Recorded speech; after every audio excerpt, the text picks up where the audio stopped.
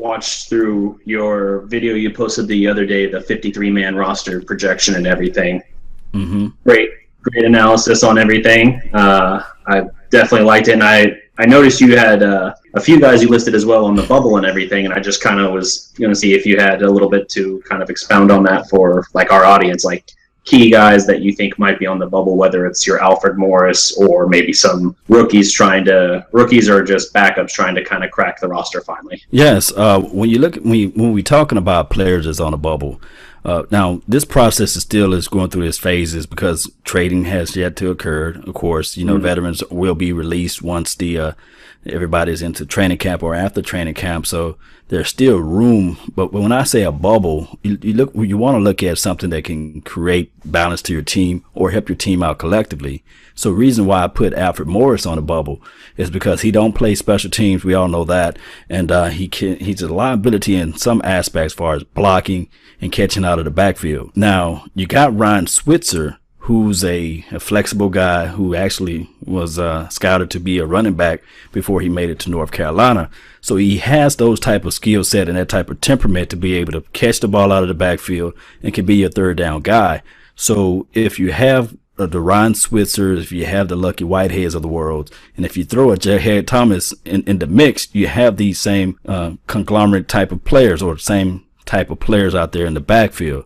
So why not boost up your running back core with somebody who knows the system as well, like the Rod Smith and the Keith Smith. Those guys been in the system for a while. Although Rod Smith didn't make the team last year, he was still implemented and he knows the playbook. So I think that they kind of missed Rod Smith's special team ability. He can play out in special team. He can come down and be that type of gunner, type of special team player. So that's why I said that Alfred Morris is on the bubble. And the same strength with the Lucky Whitehead. The reason why he's on the bubble is because you got a Ryan Switzer. You have already the Cole Beasleys of the world. So you can't have just three players, 5'8", 5'9", this on your team. At some point, you got to have room for the new guys that's coming up. And if Lucky Whitehead doesn't show up this training camp or preseason, he just may be on the bubble and burst off the team, So that's why I came up with that. What other players did you have in mind that you want me to take a look at? Well, this obviously wouldn't be a player on the bubble, but it is a player that people have a lot of curiosity about and everything. Jalen Smith, he's a question mark in itself. I don't doubt that he'll be ready to play in some capacity week one, but it still seems like we've been kind of shielded a little bit from getting a look at him so far to know really where he's at. Well, that's true. This training camp and also this preseason is everything for Jalen Smith. You and I both know that we would love to see him play every 5 games for this preseason. We would love to see him out there for every single snap because that's how you develop the continuity with the team and understanding the pace and the speed of the team as far as defense. So you would like to see him out there for every 5 games, but we know that they're gonna just they're gonna put a placeholder on him out there as middle linebacker. But outside of that, we really want him to be out there on the field. But the problem is with that is that who's going to fill in the role after him? You got the Anthony Hitchens, and then you have the guy Damien Wilson, who unfortunately, quote unquote, kind of pretty much put a bad name to the Cowboys. And it's just a knucklehead all altogether. And it's just a disgrace for him to not think of what he's doing, how he's going to just not, how can I put this, how he's going to put the team in such a horrible situation because Damien Wilson can play of course he played Sam, but he also can play the actual middle or Mike linebacker position. Now he's putting himself in a situation where he should not be on his team. At the end of the day, he should be getting cut. They should have a press conference saying that we're releasing him as of today. If the information that we have is valid, him reversing into I believe a woman and then showing his weapon out in front of the, I guess, quote unquote, the ladies or spouse. When they went to confront him about it. Yeah, right. It's definitely a bad look on that. I heard that it was a rifle he flashed, not even just like a handgun. So that actually to me seems more threatening because it'd be one thing if it was just like something that you could kind of flash real quick with your hands, another if it's something you have to literally unload. Right. And then the ramifications of it all. You have kids out there. You have other people that's out there that are trying to enjoy the function. Hey, we all know that parking is an important thing when you're in a big city, but at the same time, you got to think beyond your frame of mind. You know, you got to look beyond the situation that's at hand. I really feel that that the kid just needs to just have some type of counseling. This is the second year in a row that he made an ill-advised situation. Because think about it. I don't know if you went paint gun. Yeah, the paintball deal. The first thing that I'm from Mississippi, and I know Damien Wilson. He's from Mississippi too as well. And the first thing they tell us is that protect your face at all times and keep your goggles on. And you always have the one or two people that say, well, I don't need a helmet. You know, I don't need goggles or what have you. So on my list of 53 men, although Damien Wilson was not a guy on a bubble, now I definitely on it now. Yeah. He's out the door. He is the bubble. He is the bubble. So you have the Lucas Wacott is good news for him, and you have good news for Mark Nizacha. You know, now these guys are going to be, and there's another guy, John Latuate, but now these guys got opportunity to play because, believe it or not, linebackers are a dying breed in the NFL because of the fact that more teams more and more are playing nickel. You know, so. And you got position flex now. You got the Chidobe Awuzie. He can play the strong side too as well, just for periodically or sporadically, I meant to say. And you got the Xavier Woods. You got these guys that can come down and play strong side strong side linebacker. So it's still a process because I charted the games that Wilson played last year. It's only like 25 to 30% of the time that he was out there on the field anyhow. So yeah. He had 6 starts last year, I believe. It's definitely a shame because he did appear to be a promising young player, not necessarily a consistent starter, but definitely a good kind of fill-in role player and everything. And as you mentioned, this should more than likely end his Cowboys career if any of the stuff if he's convicted of any of the stuff. It's definitely pretty much a career killer. It's both second-degree felony, I believe, is what I read. We'll see what evidence brings out, but it's just not a good news to hear, you know. And I do know Cowboys Nations, everybody, we still leaning on, all right, so what about this Darryl Washington kid? Or what about Zach Orr? Yeah. What about these guys, you know? Darryl Washington is a 50-50 situation with him because he's 31 or 30 years old, somewhere around that age range. And he has similar misfortunes off the field situation. So, and you know, the national media, they always love to bring in that type of information once we selected the guy, because if you would talk to anybody back in 2015, they would say, yeah, Greg Hardy, he played with the Dallas Cowboys and he had those transgressions while he was on our team, which was not the situation. Right. Those who follow the teams closely or those who know football closely, all of that information happened while he was in North Carolina. But anybody that you know that casually watch football will say, no, he was one of those knuckleheads that Dallas Cowboys picked up, and he had all those transgressions while he was on our team, you know, while he was on Cowboys, which that was never the case nor the scenario. So I got Damien Wilson off the team, and I have the Jalen Smith of the world, just pretty much having a placeholder on him and see what he can do outside of training camp, and really looking forward for preseason with him. Nice.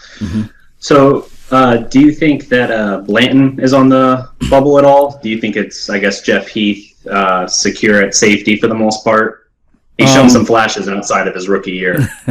Jeff Heath is my dark horse. The thing is with Jeff Heath is that, you know, everybody remembers 2013 when he faced the Megatron, and he faced Adrian Peterson, and he faced Jimmy. So that was a healthy entree for him to eat. You know, maybe matter of fact, that was a full course meal that he just wasn't ready for.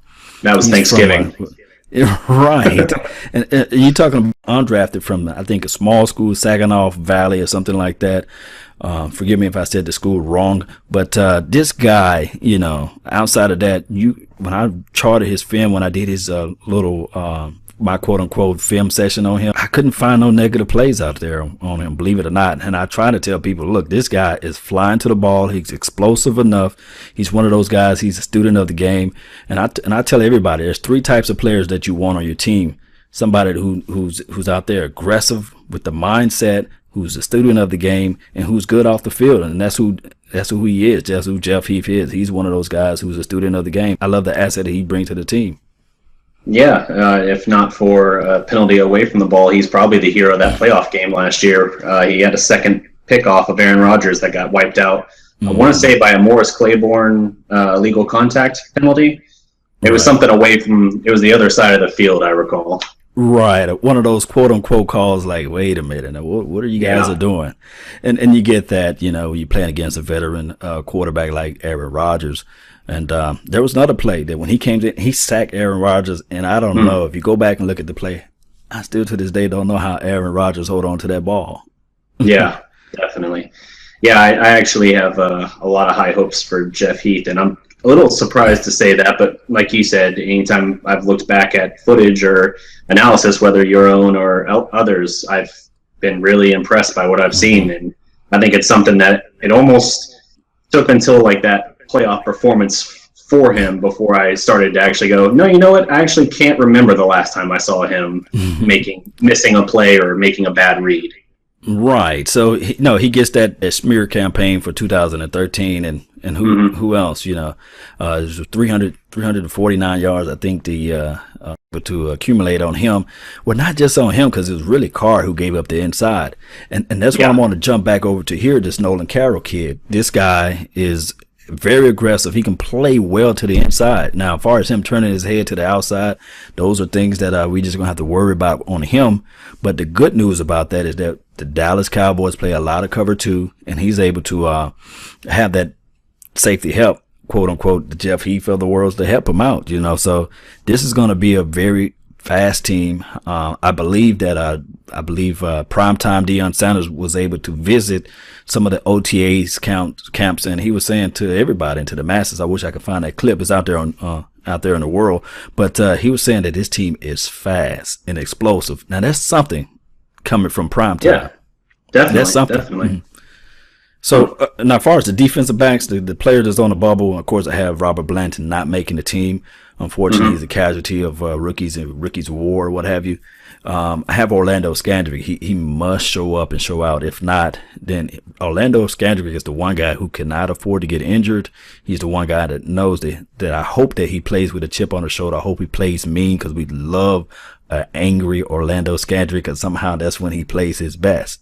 Right. So you think Scandrick's, I guess, spot on the team is kind of in question in training camp? He's got a big check mark on that, because you got the Jordan Lewis's and you have the Cheeto Bay, Yeah. Okay. Yeah, I hadn't even considered that, I guess. I think I was looking at it just from the veteran leadership perspective. But yeah, that does make sense. It's very young, but they are pretty loaded at defensive back at this point. Speaking on safety, another defensive back, Xavier Woods, I was thrilled when they were able to draft him. Do you think he'll have a role outside of special teams this year, or do you think he'll probably be fringe for a little while?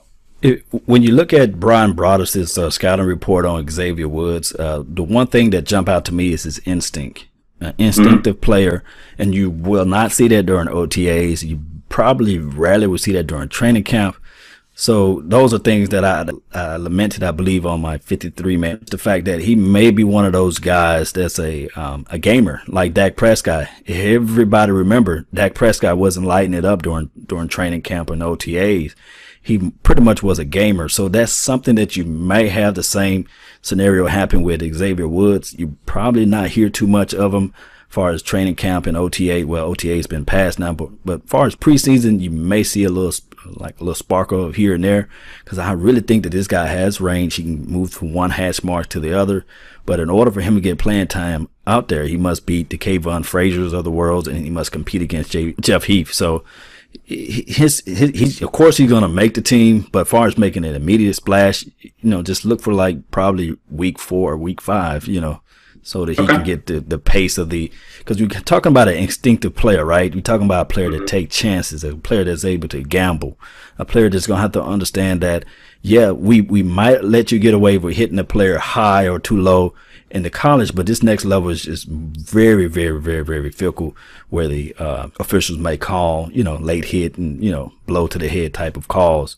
on this type of level. Right. So he's going to have to learn the game, the speed of the game to be that wrecking force out there on the field. Okay. I guess kind of moving into the final topic I was curious about. I didn't get a chance to mention it with you before. It's something just kind of cropping up just because of the situation with Damien Wilson. I think it's kind of rear its way back around. Do you think there's an issue? There's been a number of suspensions pertaining to the defense, mostly the defensive line. But it seems like since 2014, 2015, there have just been a slew of either suspensions or off-the-field issues with players. Do you think at some point it starts to kind of become a cultural problem that Jason Garrett has to figure out a way to address? I always argue the fact that these are grown men, and I do know that a lot of times the media and some folks like to say, well, he's 23 or 24, or these players are 25. Now, as far as a cultural aspect of it, yeah, I can say that, when you have a family, for instance, that's discipline heavy, sometimes you will have that voice in your head saying, well, I'm not going to do this today because I know my mom is going to hear about this and she's going to give me a whooping eventually. That sounds like a Byron Jones. Yeah. So so that's something that we just can't judge. You can't judge the fact that Damien Wilson, who's just been flying under the radar, all we heard was just good reports from him. And then all of a sudden you have this gun situation. You have him backing his car up into a woman for all people. And then you have a situation with David Irving's with the PED, not going to just not knowledgeable enough to go to your team trainer and say, okay, this is a new product that I'm going to showcase, endorsed. And then we all know the Randy Gregory, something with that I believe that I think Jerry Jones got something up his sleeve with the upcoming years to maybe they're going to do away with the actual, marijuana testing type of situations. But at the same time, it just looks damaging for our team collectively to have these guys not able to be out there come Sunday and come Monday and come Thursday nights, So that's something that's devastating for our team. Yeah, it always feels like we're never at full strength because there's always someone suspended. It's like you worry about suspension keeping your team from full strength more than injury. And that was one thing late last year. It seemed like everything was kind of falling into place before the playoffs, and it ended up not being able to be enough. But that was part of what looked so promising at the end of last year, I think. I was going to say on the Jerry Jones front, it would be very interesting to see if his influence can actually get that pass where they stop testing for marijuana. At the same time, it's a pretty transparent look in the sense that we've had multiple players busted and suspended for it, and then he's like, yeah, you know what, I'm going to try and get that thrown out. Like, cool. Well, I think that was about it, unless you had any thoughts on the Elliott NFL investigation that won't go away. Every time we get close to just going ahead and closing the casket on that particular situation or those transgressions, a Dallas Cowboy player gets suspended. I think they was close on closing it out before then Randy Gregory situation happened or occurred. And then before that, another situation happened with Rolando McClain. So every time the NFL trying to maybe just close the casket on that Ezekiel Elliott situation, these type of transgressions happen. So they just trying to protect themselves from 2014 and 15 of these players having these type of TMZ type of pictures out there sullying the NFL shield. But it's just a horrible situation for us to see a player with the graces and the skill set that Ezekiel Elliott have to still be under the microscope with the NFL. Yeah, I agree. And that's an interesting thing too, because in this case, the transgression being investigated was before he was a Cowboy, like you mentioned before. So to keep bringing him more back into focus under that microscope every time a different Cowboy does something definitely seems a little strange. But I think part of that just comes with the attention of it being maybe Cowboys as well. Yeah, and the Cowboys as well. So don't forget about the Jordan Lewis situation. He got a hearing, I believe, July the 10th. That's something that's going to circulate and be all throughout the masses of the media. So that's something too as well, that if he's convicted of, then there's going to be another, hey, Jerry Jones taking a chance at the wrong type of player type of situation. So those are things that have always kind of set a major question mark on the NFL. What are the owners are doing? Are they capable, or should they be held to their foot to the fire with these type of players out there? So, or selecting these type of players to damage the shield. So those are things that I always kind of question mark me too as well, put a question mark on everything too as well for me, you know. Yeah, I agree. Okay. Well, thanks for your time and everything. We definitely hope to do it again sometime here soon. Maybe training camp or something like that. We can Yes, man. Anytime, you know, I have free time, we can meet up and we can talk about them Cowboys. Yeah, sounds great, man. Okay. Well, I'll let you get back to your family and everything. I hear the little one. Right. She's a handful, man. I apologize for that, but you know, that's how no worries at all. Yeah, no worries at all, man. All right. Okay. Salute. Well,